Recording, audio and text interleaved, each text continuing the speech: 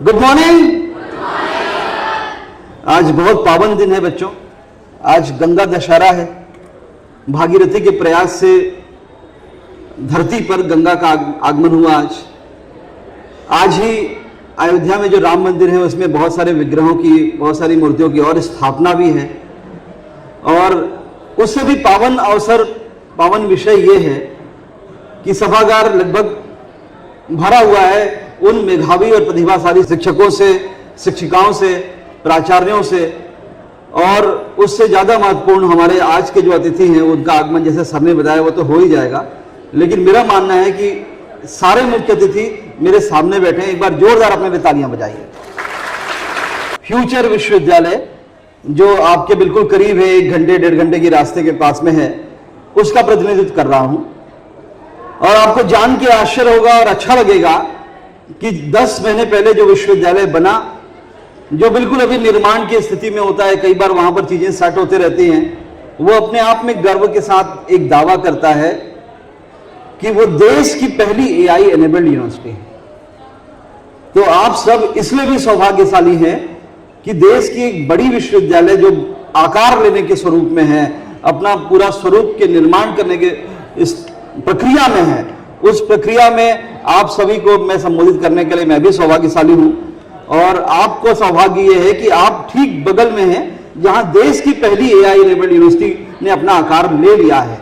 6 मार्च को आदरणीय योगेंद्र नाथ उपाध्याय जी जो उच्च शिक्षा मंत्री हैं, उनके करकमलों से इस विश्वविद्यालय का अनावरण हुआ और हम देश की पहली AI एनेबल्ड यूनिवर्सिटी बने। अब जो बच्चे पीछे बैठे हैं या यहाँ पर 2-4 बच्चे आपस में जो बातों में लगे हैं, वो कह रहे हैं हमें क्या मतलब ये AI एनेबल्ड यूनिवर्सिटी बन गई, हमें क्या मतलब।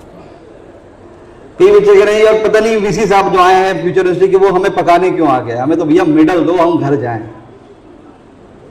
बहुत अच्छी सोच है, लेकिन आपको जानकारी के लिए बताएं कि ऐसे अवसर जीवन में कम मिलते हैं जब एक विश्वविद्यालय के कुलपति के स्तर का व्यक्ति आपके पास में आता है और आपको आपके मतलब की बात बताता है।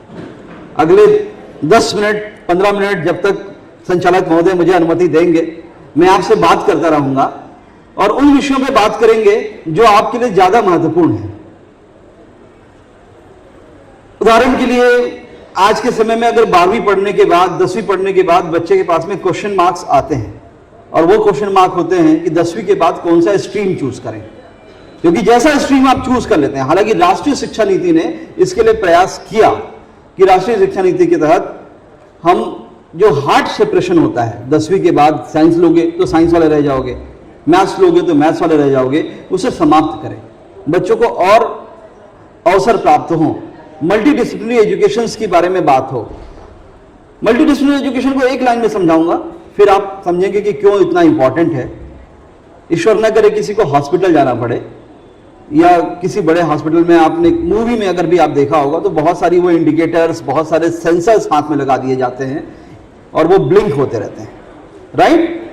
आपको लगता है कि वो सारे जो इंस्ट्रूमेंट्स हैं किसी MBBS पढ़ाई किए हुए लड़के ने बनाए होंगे, किसी फिजिशियन या किसी डॉक्टर जिसे आप कहते हो उन्होंने बनाए होंगे? Naturally not, right. बहुत सारी इंस्ट्रूमेंट्स आ गई कि नहीं आ गई?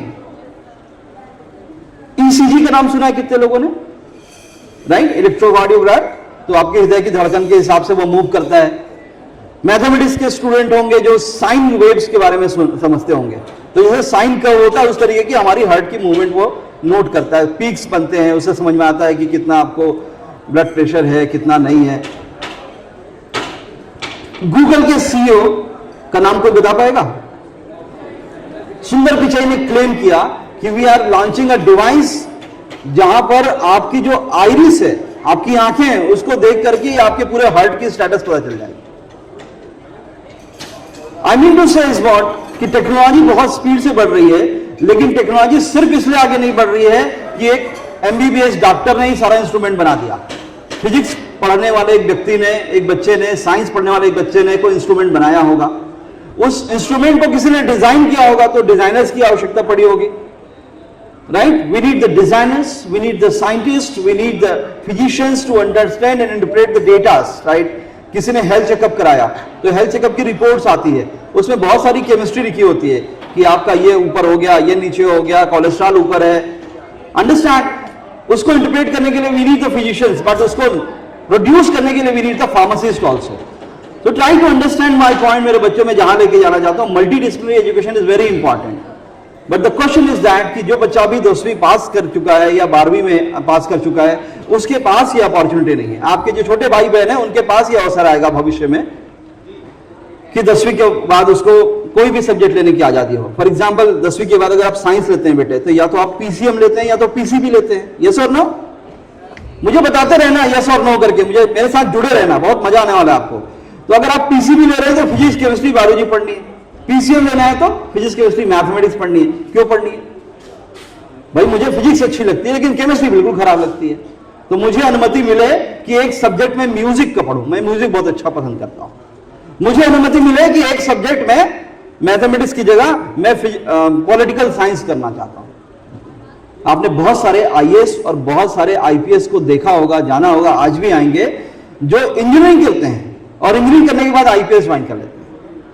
बरेली मंडल के एडीजी साहब श्री रमेश शर्मा साहब आईआईटी से बीटेक करने के बाद में आईपीएस की और पूरे महकमे की सबसे बड़ी जिम्मेदारी, सबसे बड़ी कुर्सी पर बैठे हुए हैं. He is engineer basically, understand?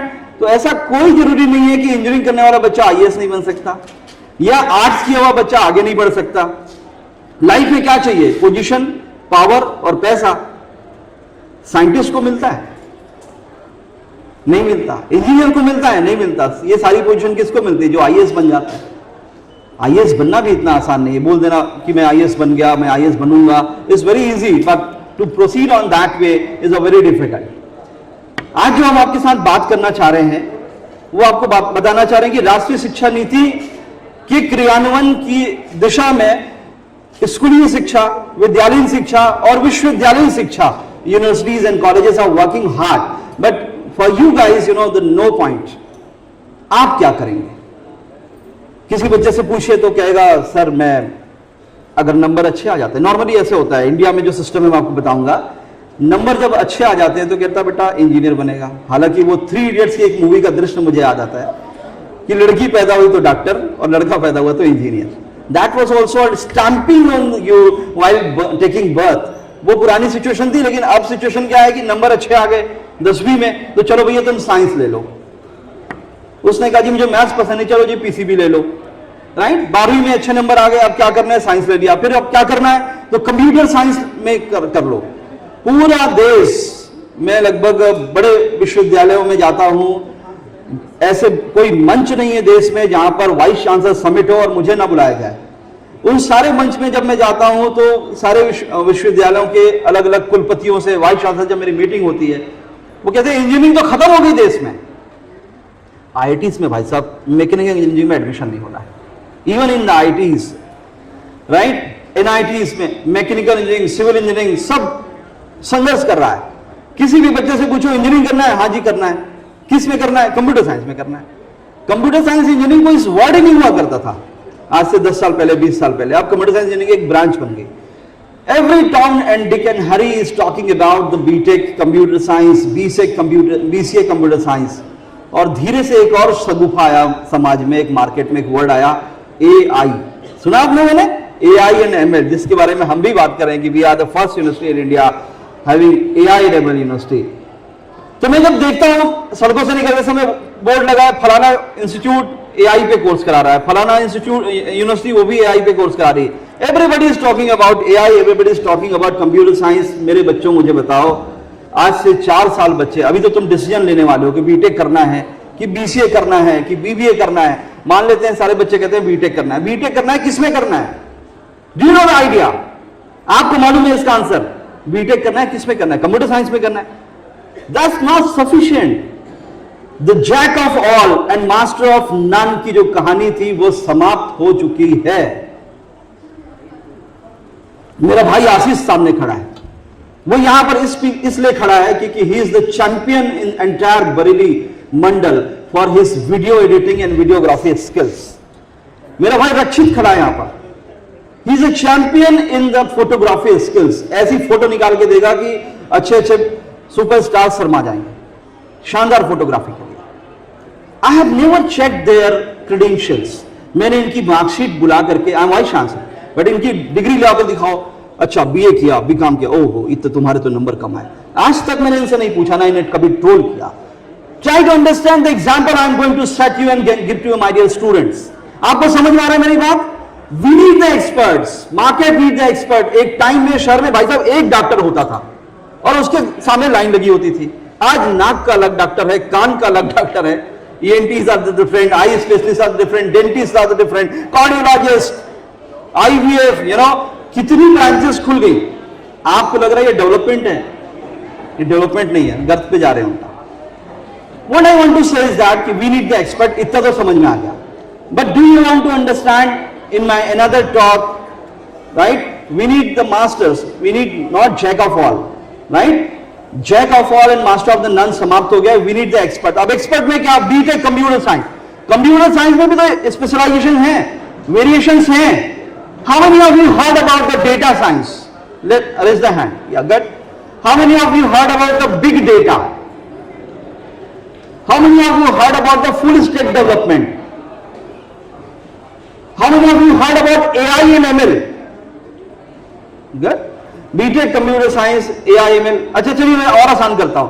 ChatGPT के बारे में कितने लोगों ने सुना है? आदरणीय शिक्षकों से निवेदन है, इन हाथों को देखें, कितने सारे बच्चे ChatGPT जानते हैं। देख, ChatGPT क्यों यूज करते हैं बच्चे? कि मैडम डिफिकल्ट असाइनमेंट देती है, उसका सरलता से उसका उत्तर मिल जाता है। असाइनमेंट के सॉल्यूशन निकालने के लिए हम ChatGPT यूज करते हैं। तो कई बार मैडम लोग ये भी कहते हैं कि बेटा तो ChatGPT से लिखा है, अगली बार से ChatGPT से लिख करके लाओगे तो हम इस आंसर को कंसीडर नहीं करेंगे। आपको अपनी मौलिकता होनी चाहिए, आप स्वयं लिख करके लाएं। Again the question is with the higher education in the school education scenario. हम बच्चों को क्या सिखा रहे हैं?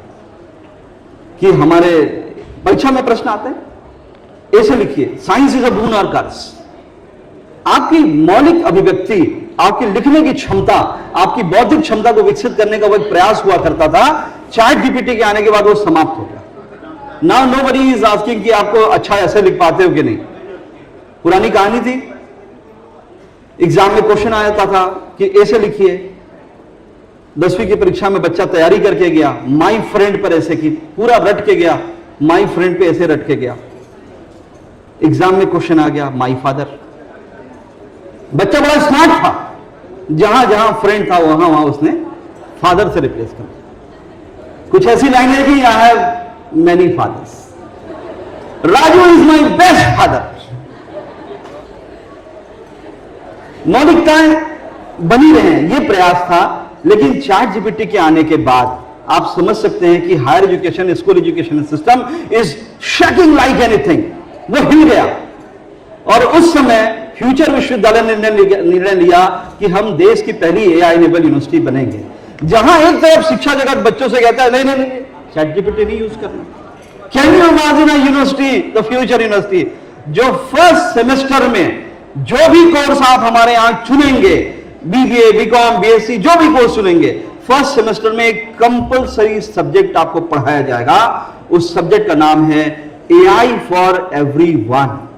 90% of the curriculum is the ChatGPT, Google Gemini, Microsoft Copilot, Elon Musk का Grok, ये पूरे प्लेटफॉर्म हम आपको सिखाएंगे, कंपल्सरी सिखाएंगे। क्यों सिखाएंगे? उसका लॉजिक है कि स्किल सेट्स आर चेंजिंग। आदरणीय प्राचार्य महोदय, शिक्षकगण जो मेरे उम्र के हैं, मेरे से बड़े हैं, वो भी बैठे हुए इस हॉल में। सर, एक समय में हम जब 10वीं 12वीं पास करते थे तो माँ बाप और गुरुजन कहते थे बेटा साथ में ना एक काम कर, तू टाइपिंग भी सीख ले और टाइपिस्ट की नौकरी लग जाएगी। हम जाते भी थे, ASD, सेमीकोमा, LKG सब प्रैक्टिस भी करते थे, राइट। आज के बच्चे नहीं पता इनको। 20 शब्द प्रति मिनट की रफ्तार से मैं टाइप कर सकता हूं, 40 शब्द प्रति मिनट की रफ्तार से टाइप कर सकता हूं। This kind of craze, people were having it on those days, right. आज उसकी जरूरत ही नहीं। आज आप गूगल में, आप व्हाट्सएप में वॉइस के माध्यम से जो बोलते हैं वो अपने आप टाइप कर देता है। Voice notes are there, right. Voice notes is the different, video notes are the different. और आप ऑडिटर, जो भी मैं भी कह रहा हूं, अगर मैं भी अपना डिवाइस ऑन कर लूं, ये पूरी चीज रिकॉर्डिंग हो जाएगी। हिंदी में बोल रहा हूं हिंदी में, उड़िया बोल रहा हूं उड़िया में, और इंग्लिश बोल रहा हूं तो उड़िया में। They are supporting more than 30-35 languages. Google. See the technological change. Try to understand, my dear student. समय बदल रहा है और अगर अभी नहीं समझोगे तो फिर कभी नहीं समझोगे। Because this is the 12th, right? और 12th या 10th जो हमारा जो मोमेंट है, ये लाइफ चेंजिंग मोमेंट है। और यहां पर जो डिसीजन एक बार लिया उसकी आपकी स्टैंपिंग लग जानी है, राइट? अगर आप कंप्यूटर साइंस में कर रहे हैं, बहुत सारी संस्थाएं जो बीटेक कंप्यूटर साइंस करा के खुश है। Do you understand? जब पहला फोन दिन में आप करते हो, किसी को भी करते हो, I am just trying to showcase you, right? पहला फोन जब आप करते हो एयरटेल से, जियो से, गूगल से, कहीं से भी आप करते हो किसी को, तो क्या आवाज आती है? आपने सुना है कभी? पहले तो कुछ और आ जाती थी, आजकल अमिताभ बच्चन बोलने लगे हैं।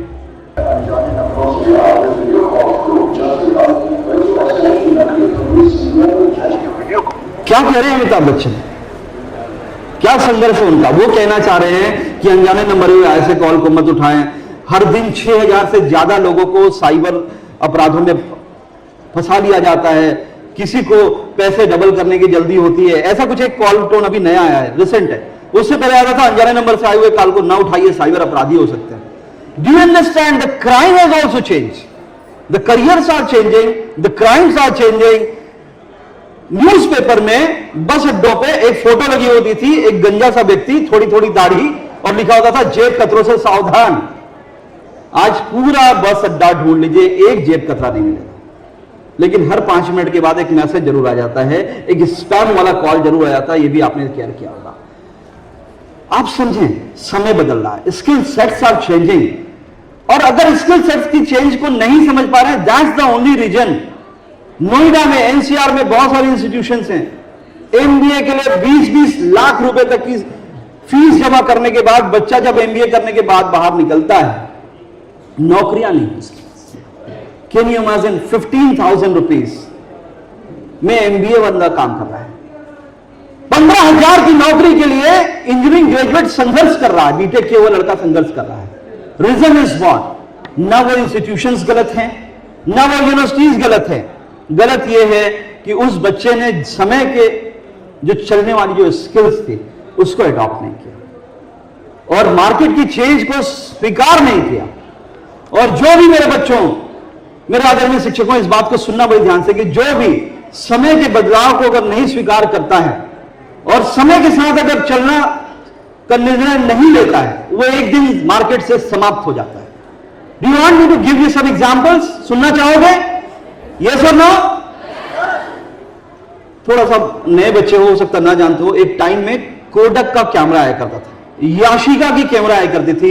हर शहरों में एक बड़ा सा एयर कंडीशन शोरूम हुआ करता था जहां उस रील को धुलाया करते थे। गांव में नहीं होता था, वो डिस्ट्रिक्ट प्लेसेस में होता था।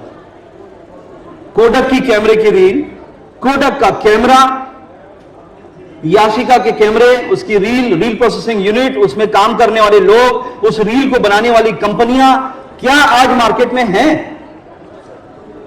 नो? इन बच्चों को तो यह भी नहीं पता कोडक का कैमरा होता था। एचएमटी की घड़ियां पहले आया करती थी। एचएमटी की घड़ियां क्या आज मार्केट में मिल रही हैं? That's my question to you. मिल रही है? नहीं मिल रही है। These days, everybody was talking about the smartphone, smart AC, smart computers, smart mobile, smart television. आपके घर जाने से पहले आप मोबाइल में एक बटन दबाते हैं, आपका कमरा ठंडा हो जाता है। Smart ACs, wifi enabled air conditions. But आप ये नहीं समझ पा रहे हैं कि जो आसपास की जो संस्थाएं हैं 12वीं के बाद, जिनका आपने निर्णय लिया कि यहां पर हम जाके पढ़ाई करेंगे, वहां क्या सिलेबस उतनी स्मार्टली मूव हो रहा है? Yes, we are the university neighbouring to the Shahjahanpur, जो अपने सिलेबस में इंडस्ट्री के जितने भी नए चेंजेस हैं, इंडस्ट्री 5.0 रेडी करिकुलम हम लेकर के आए। मैं एक शब्द बोल गया यहां पर, इंडस्ट्री 5.0 रेडी करिकुलम। कठिन शब्द है, थोड़ा सा सरल करते हैं। इंडस्ट्री का मतलब समझते हैं बच्चे? यस और नो? देखो जुड़े रहो साथ में तो मजा आएगा, नहीं तो कोई बात नहीं। इंडस्ट्री का मतलब समझते हो? यस, तो आपने बताया यस। अल्टीमेटली हायर एजुकेशन को इस तरीके से भी ट्रीट किया जाता है, कई बार बच्चा मेरे पास आता है काउंसलिंग के लिए और पूछता है सर आपके यहां प्लेसमेंट कितना हो जाता है? जी 100% हो जाता है। क्यों प्लेसमेंट मांग रहा है बच्चा?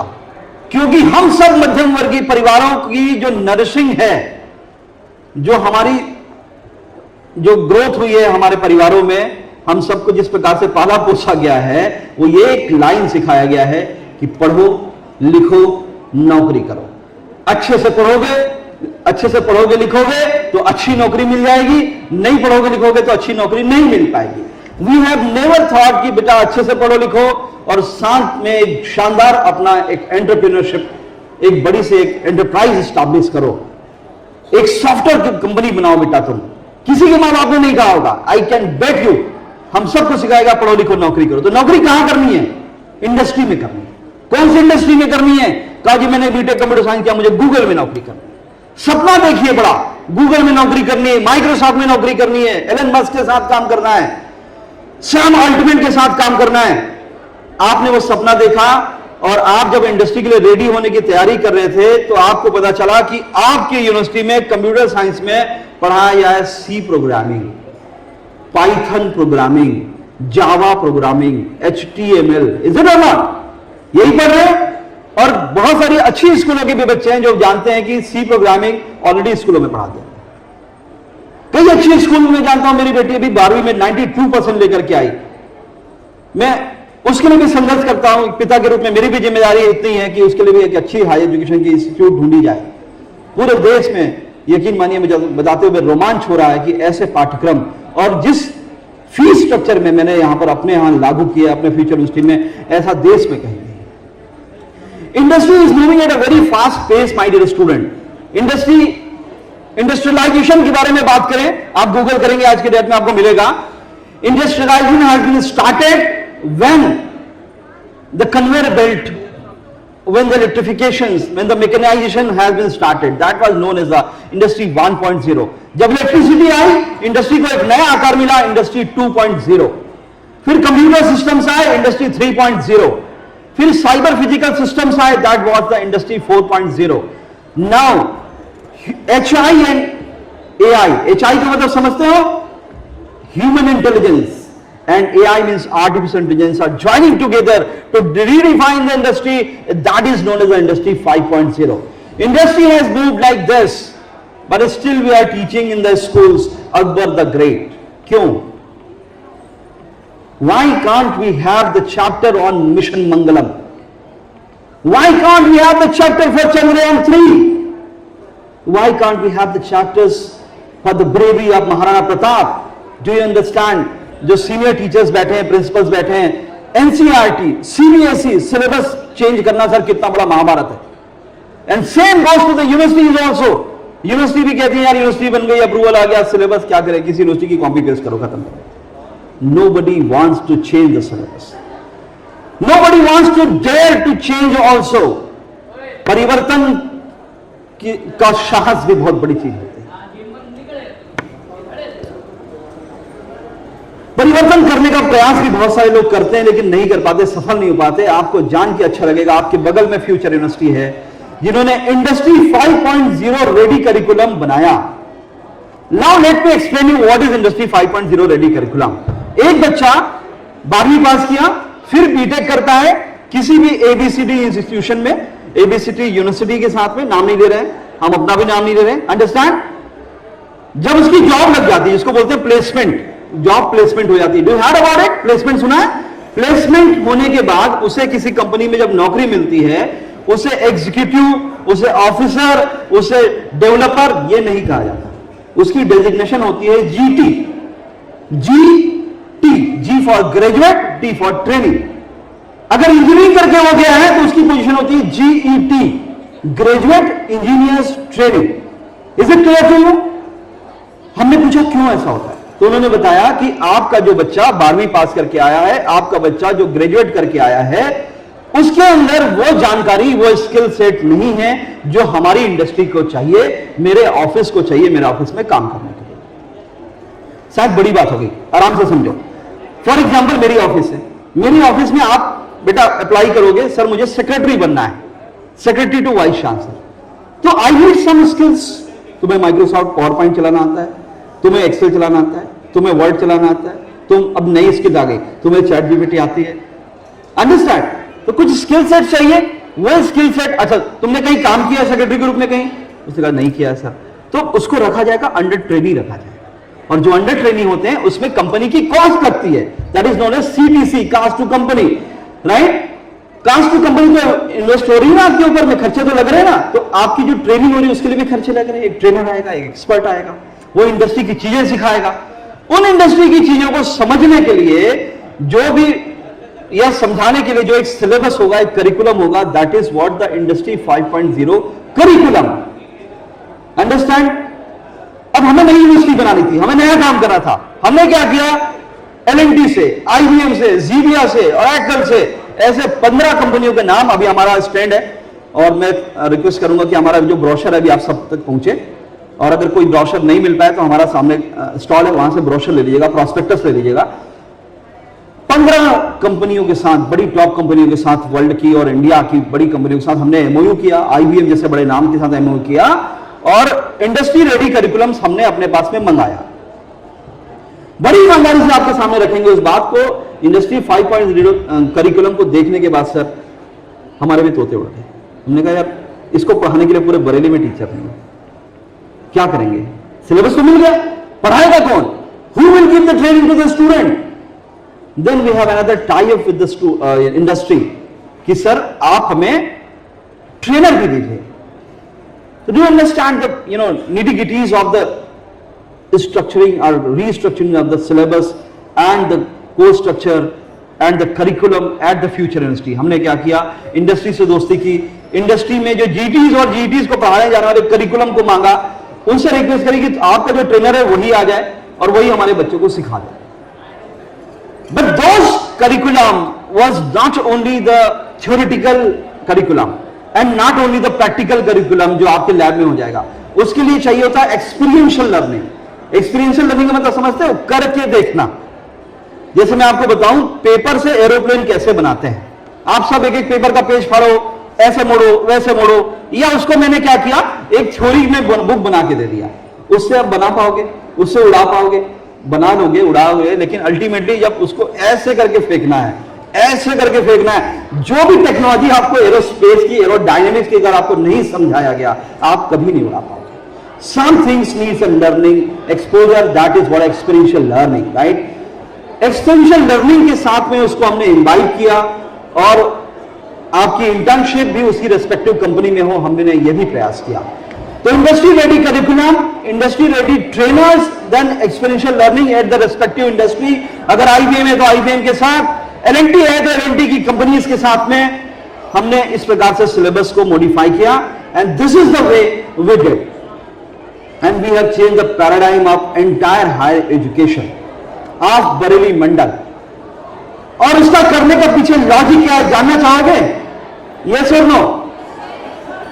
जानना चाहोगे यस और नो? एक स्वार्थ है, सेल्फिशनेस।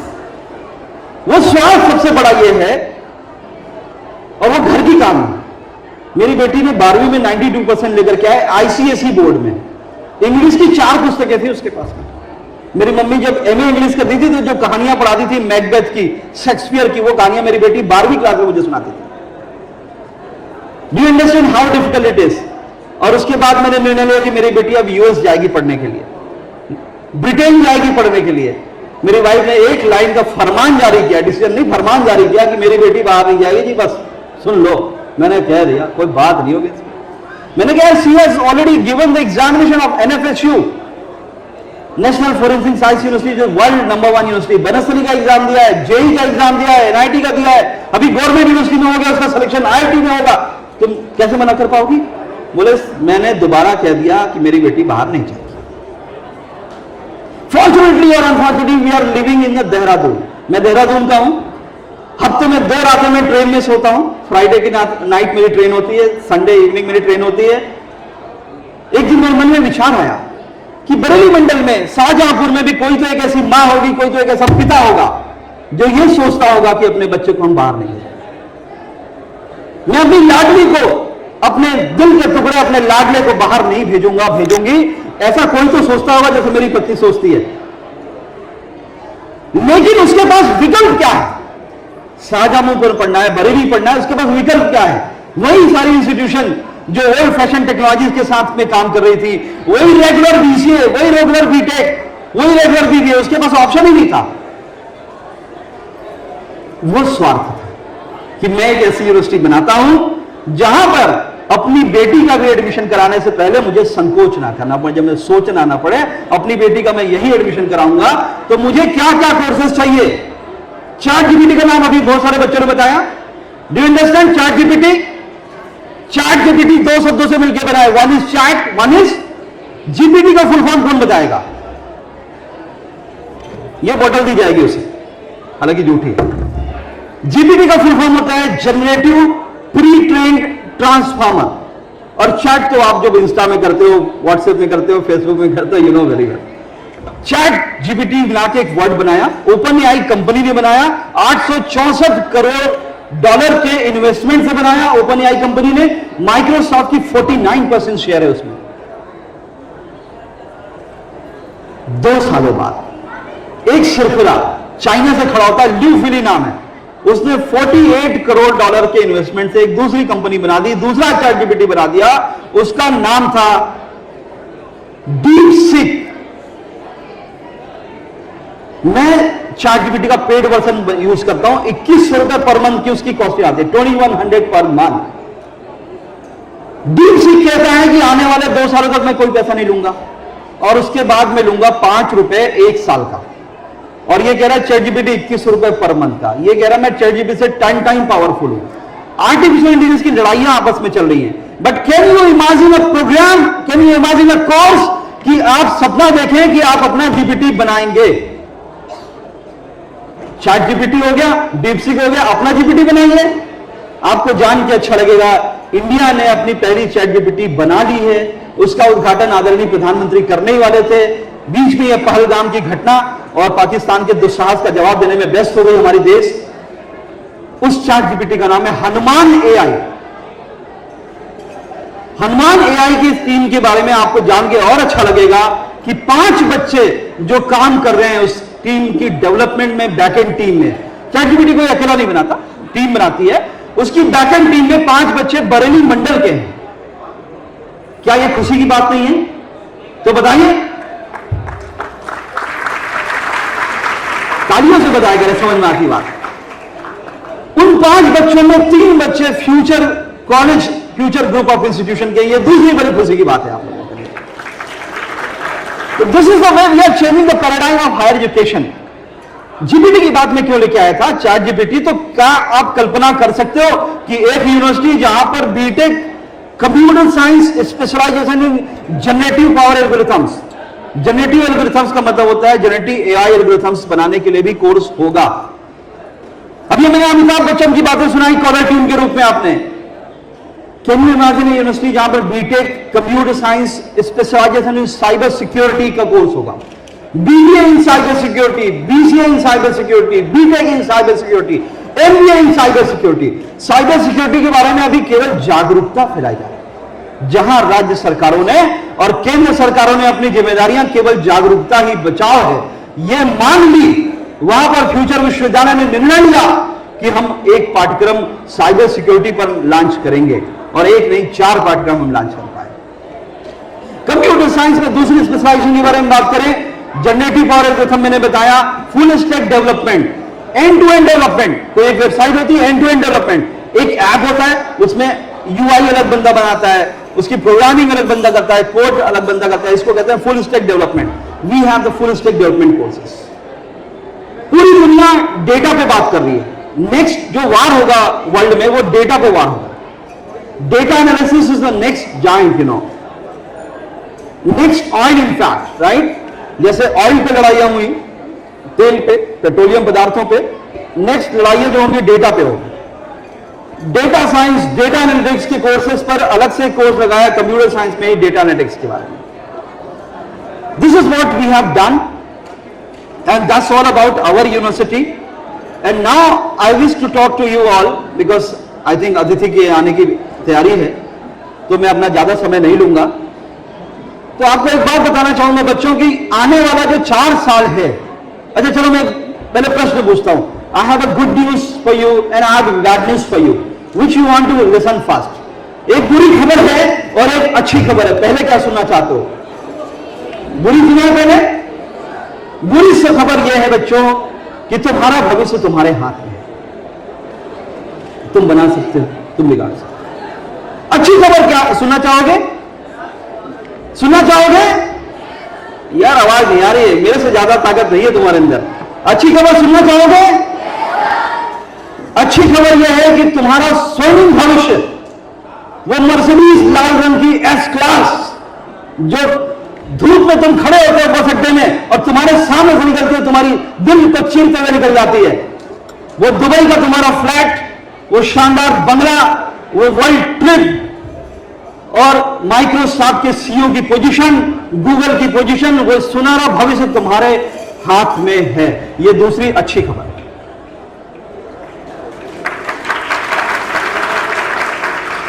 दोनों तुम्हारे हाथों में है, अच्छी खबर भी और बुरी खबर भी तुम्हारे हाथों में है। तुम्हारे निर्णय पर डिपेंड करेगा।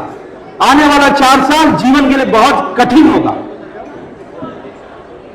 ये जो बॉलीवुड के स्टार होते हैं, ये जो मूवीज हमें सिखाती हैं कि जा सिमरन जा जी ले अपनी जिंदगी, आने वाले 4 साल बेटा तुझे गिटार बजाना है, मस्ती करनी है, कॉलेज लाइफ दोबारा नहीं आती, मजे करो।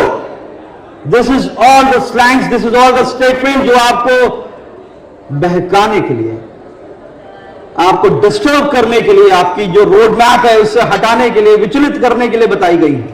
Don't trust on this statement. I am giving you another statement today my dear student. 5 June याद रखना, आज बहुत पवित्र दिन है, माता गंगा का धरती पे आगमन हुआ। आज गंगा दशहरा मनाया जाता है पूरे देश में, बहुत पवित्र दिन है। और मेरे मुंह से एक बात निकल रही है, वो ये बात है कि बच्चों की आने वाला 4 साल तुम्हारे लिए बहुत संघर्ष में, बहुत कठिन होगा और हर दिन हर घंटा तुम ऐसे जीना जैसे वो पल आखिरी हो। कहते हैं ना, जिंदगी ऐसे जियो कि हर पल आखिरी हो, ऐसी जिंदगी जीना मेरे बच्चों। और ये 4 साल तुम्हारी जिंदगी को तराशने के लिए, तुम्हारी जिंदगी को अच्छा करने में मददगार होंगे। और जो भी निर्णय लेना, जिस भी इंस्टीट्यूट का निर्णय लेना, जिस भी यूनिवर्सिटी का निर्णय लेना, अच्छे से निर्णय लेना, क्योंकि वो निर्णय भी आपको आपके रोडमैप में जो आपके स्वप्न की दुनिया है वहां तक पहुंचाने में मदद करेंगे या मदद नहीं करेंगे। राइट? पिछले 15 मिनट से 20 मिनट से पता नहीं कितनी देर से मैं बातें कर रहा हूं, मैंने न दाएं देखा न बाएं देखा। आपने देखा स्टेज में डिस्टर्बेंसेस थी, वहां पर वो एक बंदा कील ठोक रहा था, मेरा ध्यान वहां तक नहीं गया। मंच पे एक नृत्यांगना एक जब नृत्य करती है, वो ये नहीं सोचती वो आखिरी वाला बंदा हंस रहा है। जो भी काम करो डूब के करो, उस काम में डूब जाओ। जो भी करियर चूज किया, जो भी सब्जेक्ट चूज किया, उस सब्जेक्ट की पढ़ाई ऐसे करनी है और जीवन ऐसे जीना है कि आखिरी जीवन है मेरा और कुछ अलग करके जाना है। यही मेरा आप सबको संदेश है। बाकी आप सबको बहुत शुभकामनाएं। आप सबने 12वीं में 10वीं में ऐसे अंक लेकर के आए हैं, जिसके लिए हम सब आपका पुनः करतल ध्वनियों से अभिनंदन करते हैं। जोरदार तालियां इन सब बच्चों के लिए। अमर उजाला की टीम को भी बहुत बहुत धन्यवाद, जिन्होंने इतना भव्य मंच बनाया, इतने सारे बच्चों को एकत्रित किया, शिक्षकों को, अभिभावकों को एकत्रित किया। वो आज सम्मानित होंगे और सम्मानित होने करके वो मेडल एक खूंटी पे लगा दोगे और सर्टिफिकेट एक ब्रीफ के अंदर, केस के अंदर डाल दोगे और भूल जाओगे। ऐसा मत करना मेरे बच्चों, क्योंकि आप सब मेरा भविष्य हो। आज से 10 साल बाद, 20 साल बाद जब मैं एयरपोर्ट में स्ट्रगल कर रहा हूं अपनी ट्रॉली को ड्रैग करने में, या एयरपोर्ट में, रेलवे स्टेशन में अपनी ट्रॉली को खींचने में संघर्ष कर रहा हूंगा और मुझे 4थे प्लेटफॉर्म में जाना है, वहां पर लिफ्ट नहीं है और मैं संघर्ष करके अपनी ट्रॉली बैग उठा करके घसीटते हुए जाऊंगा। उनमें से कोई एक बच्चा, आप में से एक बच्चा आएगा और कहेगा, सर शाहजहांपुर में आपने टॉक करी थी, उस टॉक में से हम प्रेरित हुए, उस टॉक से हम मोटिवेट हुए और मैं आज इस जिले का इस पोजीशन में हूं, यहां का आईएएस हूं, यहां का आईपीएस हूं, मैं माइक्रोसॉफ्ट में काम कर रहा हूं, मैं गूगल में काम कर रहा हूं, सीए के रूप में काम कर रहा हूं। सर आपकी बातों से मैं मोटिवेट हुआ और लाइए सर मैं आपका बैग उठा करके लेके जाता हूं, आप मेरा भविष्य हैं, ये मेरा स्वार्थ है, इसलिए सारी बातें करी और कोई उद्देश्य नहीं था। इसके अलावा आदरणीय प्रधानमंत्री ने एक स्वप्न देखा है कि जब हम आजादी के 100 साल पूरे करेंगे तो हमारा भारत विकसित भारत होगा। विकसित भारत को एंजॉय करने के लिए विकसित भारत में सांस लेने के लिए, पता नहीं मेरी सांसें मुझे ईश्वर ने और कितनी दी है ये मुझे नहीं पता, लेकिन आप सब वो जो युवा बैठे हो, एक एक बच्चा यहां पे बैठा है, सब विकसित भारत को एंजॉय करने वाला है। डेवलप्ड कंट्री का एंजॉय अलग होता है मेरे बच्चों। यूएस की करेंसी आपकी इंडिया की करेंसी से 90 गुना महंगी है। जब आप डेवलप्ड कंट्री बनेंगे, आपकी करेंसी महंगी होगी, आपका सिस्टम महंगा होगा, आप सब बहुत एंजॉय करोगे। विकसित भारत बनाने के स्वप्न में आप सब मदद करने वाले हो, ये मेरा स्वार्थ है। इसलिए मैं इस स्वार्थ के कारण आपके साथ इतनी ऊर्जा और इतनी मेहनत कर रहा हूं। आप देख रहे हैं मेरा गला भी साथ ले जा रहा है, फिर मैं आपके साथ लगा हूं और केवल एक उद्देश्य है कि अपना काम करोगे, जो भी काम करोगे, जो भी कोर्स चूज करोगे, आने वाले 4 साल पूरे डूब के करना, पूरी मेहनत से करना, पूरी शिद्दत के साथ करना। जय हिंद, जय भारत, बहुत धन्यवाद।